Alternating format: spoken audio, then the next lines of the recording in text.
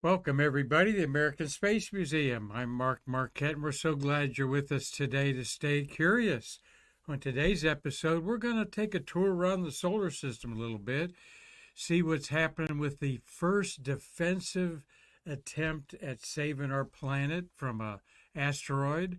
And the asteroid that they tested on successfully last week is this one.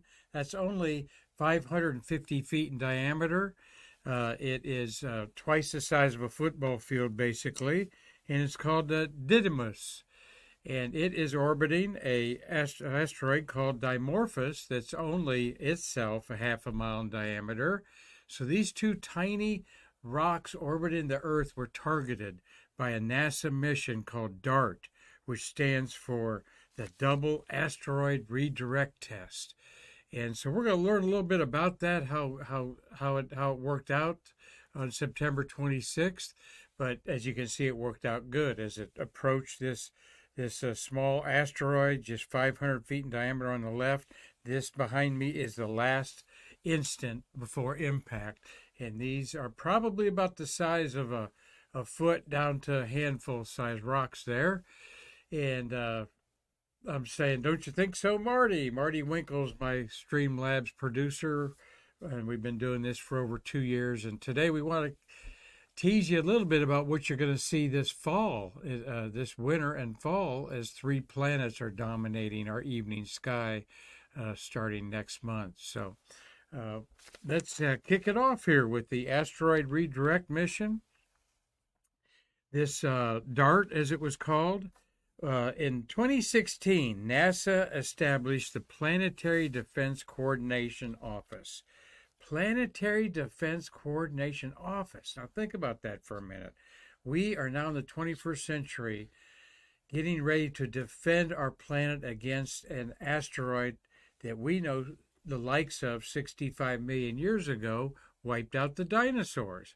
We know that asteroid, which was quite large, probably a couple miles in diameter, hit around the Gulf of Mexico, the Yucatan Peninsula.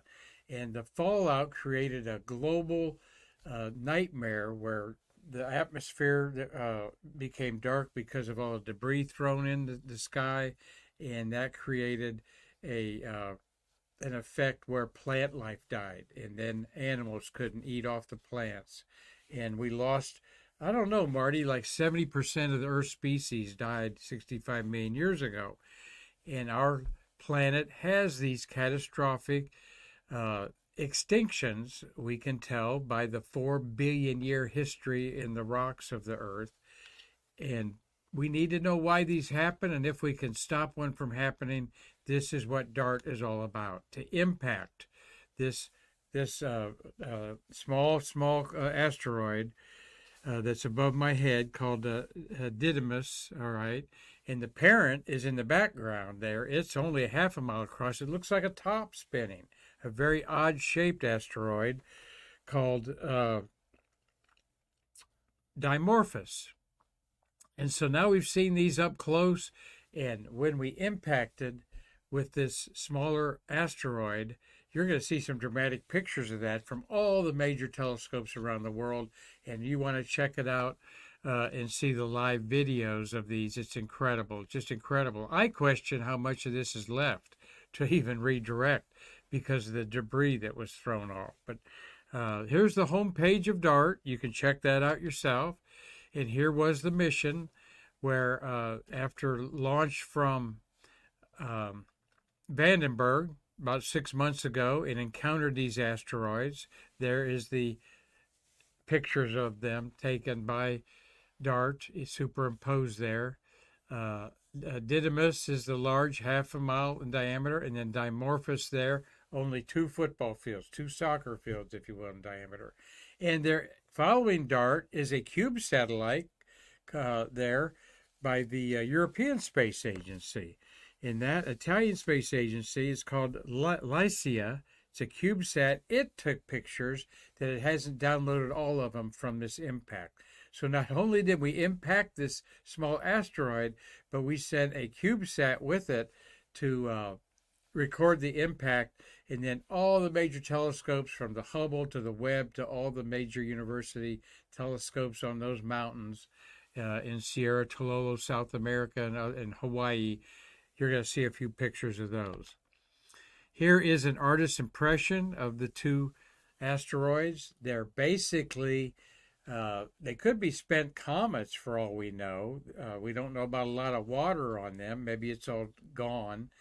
But asteroids and comets are very similar, except comets have volatile materials on them, including water that are streamed off as they come close to the solar wind of the sun.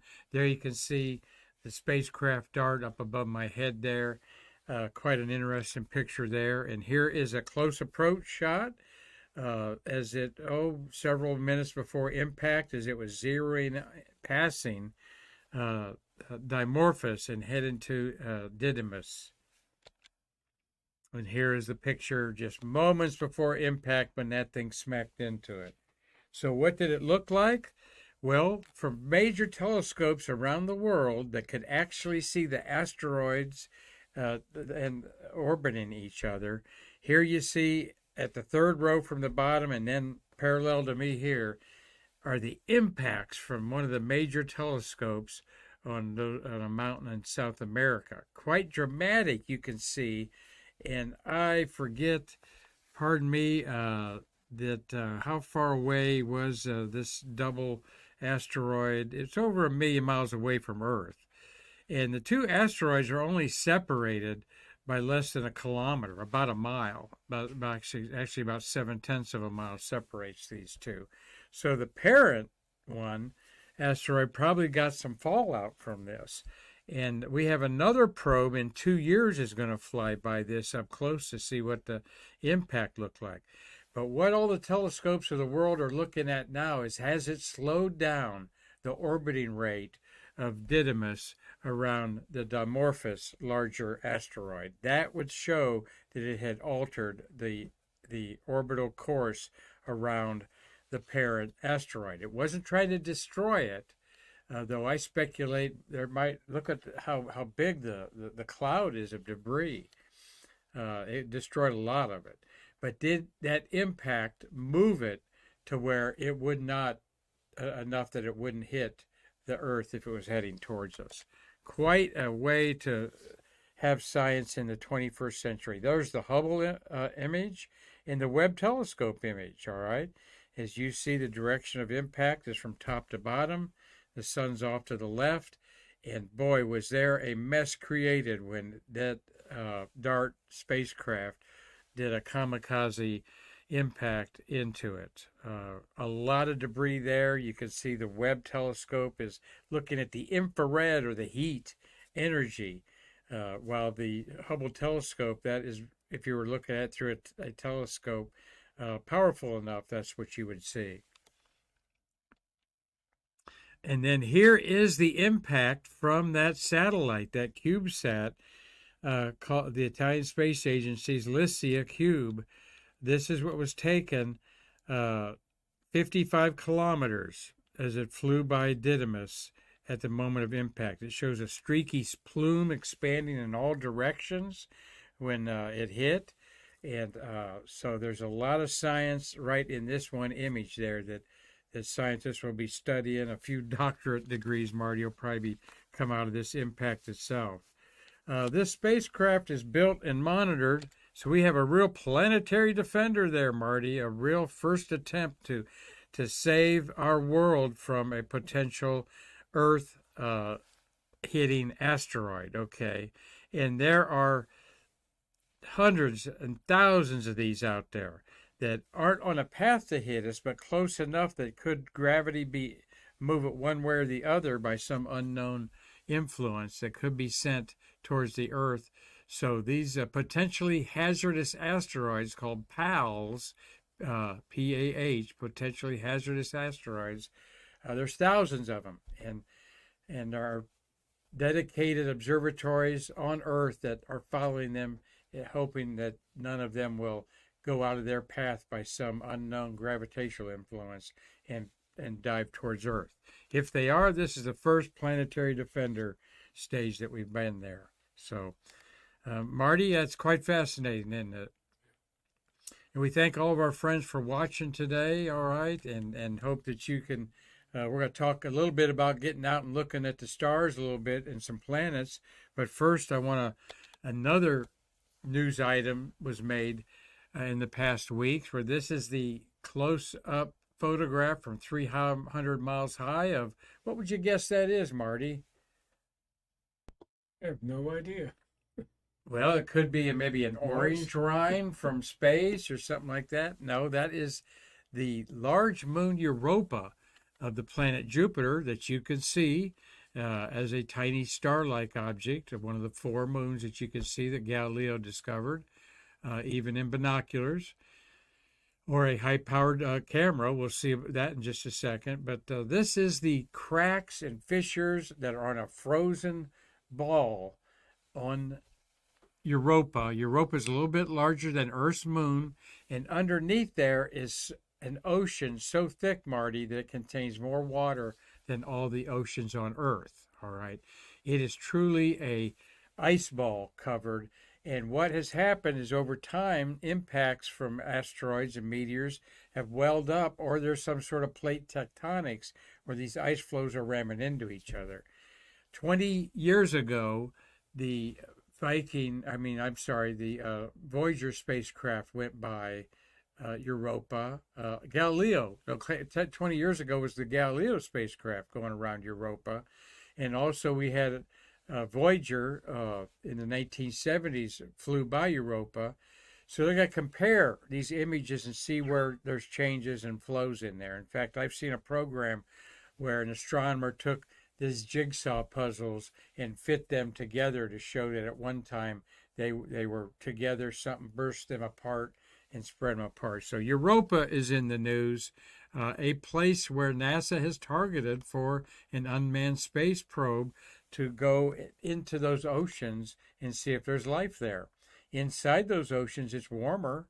Obviously, it's got to be above 32 degrees, or it would be ice. So underneath the ice flows of Europa that we're looking at right here from the latest image from an orbiting spacecraft called Juno, underneath there could be life, Marty. Think about that. It could be amoebas, could be whales. Who knows?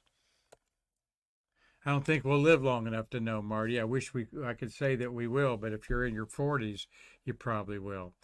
So the Hubble telescope pops into the news, not just because it took a picture of the DART impact with the binary asteroid, but, Marty, would you believe it that there is a possibility that the billionaire space entrepreneur Isaacman, Jason Isaacman, who's been to space once on a paid flight that he paid for that a year ago with SpaceX and Crew Dragon, that was the Inspiration 4 crew, Jared Isaacman, may finance a trip to the Hubble telescope to not only boost its orbit, but possibly do a repair mission. How cool would that be? Well, it's under study right now, okay, that a Crew Dragon, and this Isaacman has ordered 3 more Crew Dragons under his own space program called Polaris Dawn. Now, they're targeting a launch by the end of around March next year, that he would fly with 3 other hand-chosen private citizens and conduct the first spacewalk on a private mission, all right, as well as reach an altitude record for crewed craft around Earth orbit, which is currently around 800 to 900 miles by Gemini. I think Gemini 11 went that high, Marty. But Gemini 11 would have been Gordon Cooper and Pete Conrad. No, they were Gemini 5. It was Pete Conrad with Dick Gordon on Gemini 11 that went almost 900 miles. And they're proposing to go in the higher, about 1,200, 1,500, and fly inside the Van Allen belts, the electrical rarefied belts that orbit the Earth. But they could change this to go visiting the Hubble telescope, or Isaacman has ordered 3, including his next flight, 2 more Space Dragons he's paid for to do crewed missions in the private sector. So would that be exciting or what? And I'm all for it. In fact, the last mission that went to the space station or the Hubble was in 26 years ago. It wasn't 109, STS 109. Yeah, it was STS 109. I think was the last repair mission of Hubble. Someone will correct me out there, because I don't have that off the top of my head. But they put this fixture here, a soft capture mechanism was added to the base of the Hubble, just in case someone wanted to go get it. And I'm so glad they could at least push it up to a height where it would stay for another decade or so until it could be fixed. Now, it's working fine, but what's going to fail are the gyroscopes. It does not have a propulsion system on the Hubble telescope, because that would run out quicker. It has gyroscopes that spin. That's how they direct things in space. By spinning a gyroscope in one direction, it'll move the body that's on that gyroscope in the next. And those are giving out. They've been replaced once before over the 32-year lifetime of the Hubble. And so how cool would that be that we could save the Hubble telescope, Marty? It's worth it. It in consort with the gigantic Webb telescope, when they compare each other's data, it adds more science to the object being investigated. So good luck with that, Jared Isaacman. He sounds like an entrepreneur that is going to be in the news a lot for his space endeavors there. Well, Marty, of course, the big news was a hurricane going through here, and our museum was greatly blessed, as was the Space Coast. It seems like west of us in Orlando and north of us in Daytona got a lot more water and damage, though we got our share. And Marty, you spent a couple hours on last Friday cleaning things up, I think. Pretty bad around your house? I spent 7.5 hours today cleaning up. Oh, my. Well, and that today being Friday, all right. But I saw a lot of photographs from my friends in Tennessee and North Carolina getting beautiful weather-related solar circles around. And this is caused by ice crystals in the air, all right? Quite beautiful. That's a 22.5 radius from the edge of the sun up. It's always that, because these ice crystals are like rectangular. So I've seen a lot of friends in the particularly the Carolinas taking this, and this is from one friend of ours, Johnny Horn. Johnny Horn is a well-known amateur astronomer and now retired newspaper photographer up in Stedman, North Carolina. Hey, Johnny, thank you for letting me share your images. You're going to see some of the images of the planets from his backyard. And we appreciate him sharing his images on our American Space Museum Facebook page and on Stay Curious, talking about Johnny Horn with an E on the end of his name. He was a Fayetteville Observer photographer. So if we look at my favorite planetarium show, that is your planetarium sky in your own smartphone or desktop or wherever, there's all kinds to these programs to download. This is particularly taken on October 4th, where the crescent moon, is going to be near the planet Saturn. And this is about midnight, all right? This is about midnight. And as you watch the eastern sky, as it gets dark, Saturn will be in the east. And then about 8:30, 9 o'clock, you go look again. You're going to, as the Earth is turning eastwards and the sky is moving westward, you're going to see Jupiter just blazing above that horizon. It's going to flip you out. It's so bright. And then about 11:30, 12 o'clock, you go out there and look again. Saturn and Jupiter will be way high overhead, but there's going to be a real reddish star to the northeast, and that is Mars. And Mars, every 2 years, you can see the surface of Mars for 3 months. And we're going into that wheelhouse right now. Our Mars opposition is in December. So right now, the beginning of October, through January and part of February, you'll be able to see the surface of Mars through a backyard telescope. And don't worry, Stargazer Mark here is going to make sure that you get your chance to see it, and recommend that you contact your local astronomy club and see if they've got plans for public planet paloozas to see all these planets, because we're doing it here on the Space Coast. Nothing I like more, Marty, than to hear that ooh and ah from somebody when they see Saturn's rings for the first time. Well, there's the cheater constellation lines and names of the constellations on there.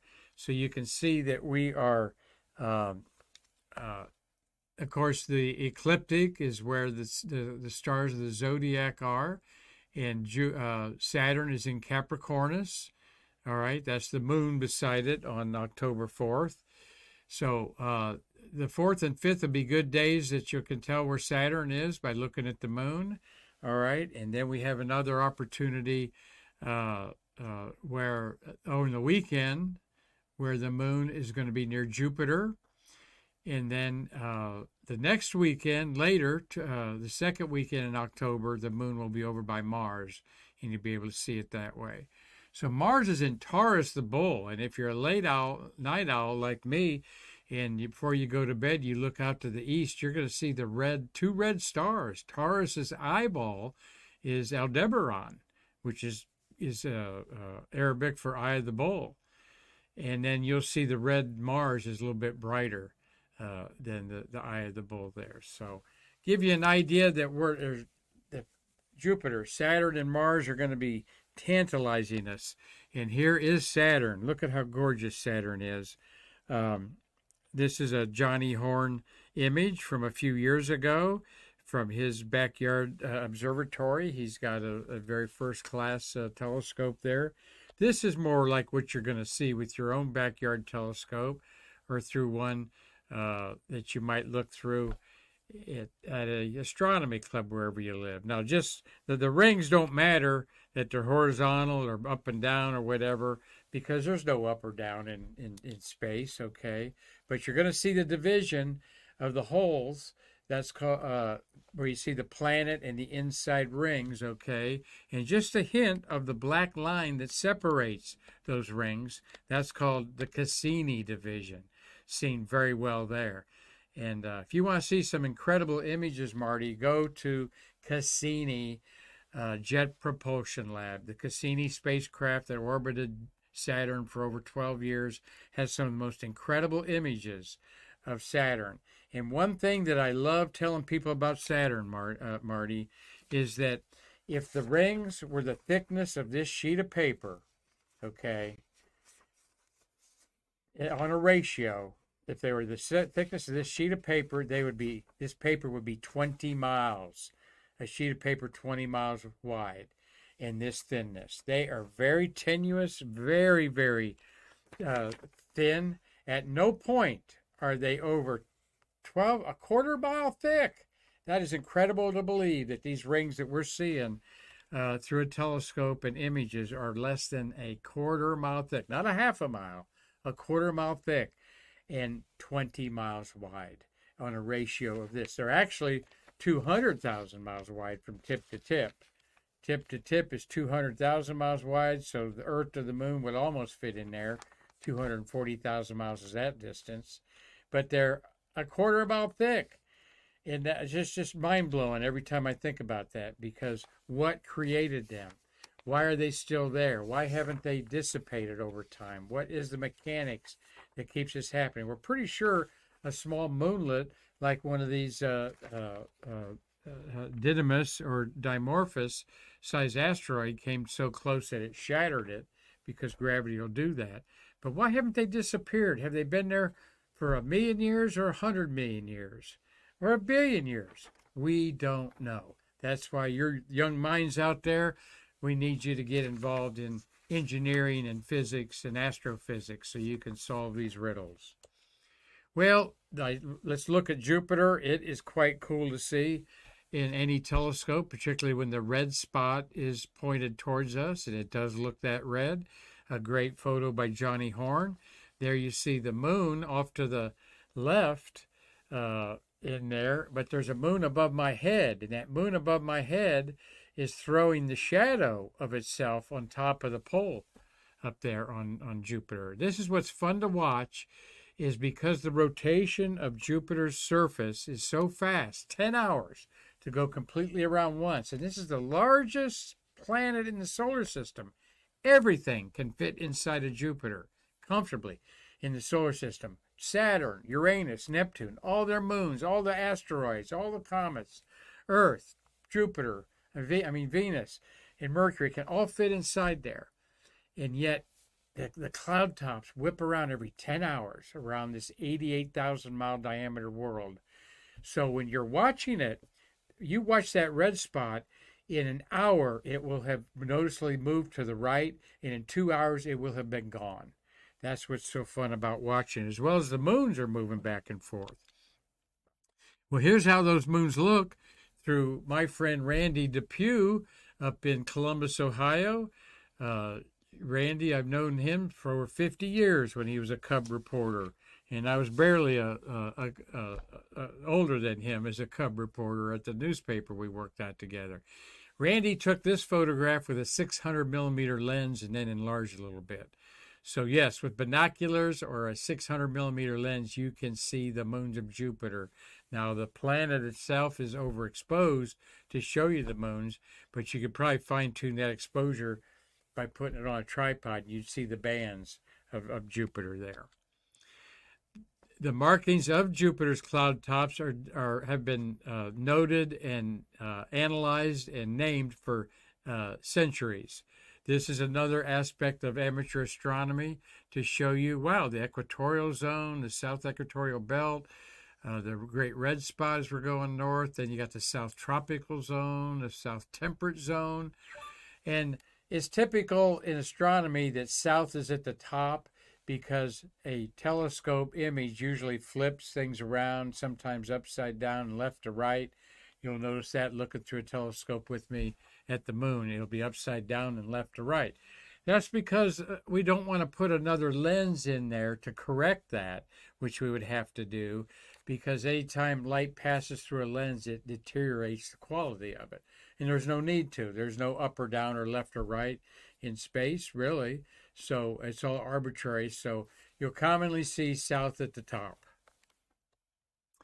And here is a phenomenal image by the Webb telescope of Jupiter and its moons and its halo it's got like some belts around it that are like a hula hoop, Marty. They're small, like round, ropey, and they're influenced by the giant moons of Jupiter. We don't know how long these have lasted, but they're not like the moon of Saturn that's easily seen. But they have flipped this image up with north at the top, and you see the northern and southern aurora just like we have on Earth. The aurora is the magnetic particles, energetic particles of the sun coming in, drawn to the magnetic field of our planet, and we can see them on Earth, Jupiter, Saturn, not Mars, because Mars doesn't have a magnetic field. We don't see aurora there. But this incredible image through Webb telescope in what we call infrared imagery, that's its specialty, so that it's looking at the heat signatures of things, so they can tell what's the warmest and the coolest areas. I judge that the lighter areas are warm and the darker areas are cool. Could be the opposite. Not sure about that. I have to check that out. Well, then Mars is going to knock your eye out because it's so bright and red. I mean, that red, you know why they called it the god of war. It looks like a drop of blood in the sky when you find it. And when it comes closest to Earth in December, it's going to look more so like that. Here's another Johnny Horn, wonderful photograph of Mars in 1988. Okay, every 2 years, like I said, it comes close to Earth. Well, the 2000 opposition was a bad one because Mars' surface kicked up in a global dust storm that happens, every decade or so. Something we haven't thought about, those wanting to go and live on Mars, is that, yes, though its atmosphere is very thin, 1/10 Earth's at the surface, it still sustains a lot of wind and tosses up the the grains of soil that are sand-like into the atmosphere and create these giant dust storms that can engulf the whole planet. And then we don't have sunlight on our solar panels. So this is something that is a normal event at Mars. And so the year 2000, it was covered up with, and we couldn't see these features, the dark features. You can barely see the polar cap. That's what's at the bottom there, is a carbon dioxide polar cap on Mars. So we're right now in September, October, where Mars is getting big to see in a telescope. In November, it almost doubles in size. In December, you see it will be the best to see Mars, actually from about December 15th to January 15th. And then as the Earth and Mars go away from each other, because it's getting bigger as we literally are looking across from each other in our orbits. It takes 2 years, Earth years, for Mars to orbit the sun. And the Earth takes, 365 days. And so Mars is almost 700 days. So every 22 months, we're across from each other. And that's happening right now as you see how much bigger Mars is going to be in October. In December, it'll be almost twice the size it is now. So we're going to be getting your Mars on. And I guarantee you, here's another photograph to kind of show you how it would look in a telescope.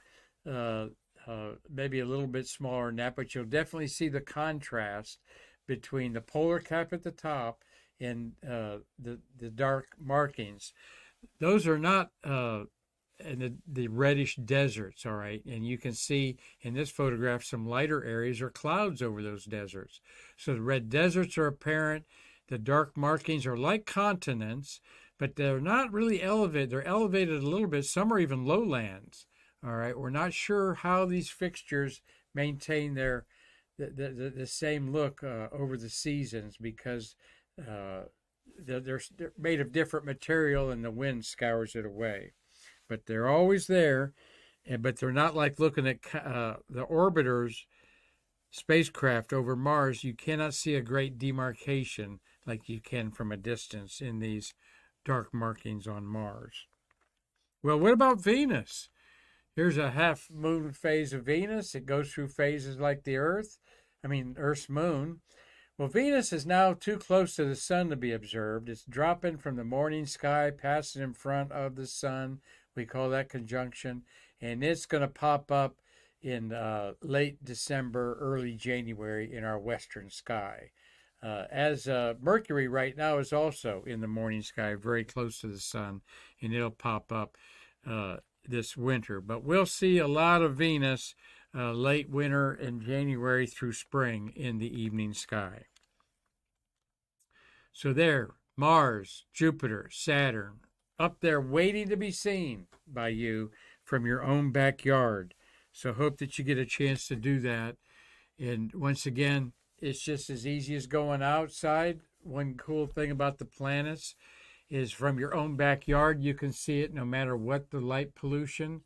The light pollution does not really deter, except you can't see the fainter stars around the planets, but that helps you locate them because they're going to be the brightest objects in the sky.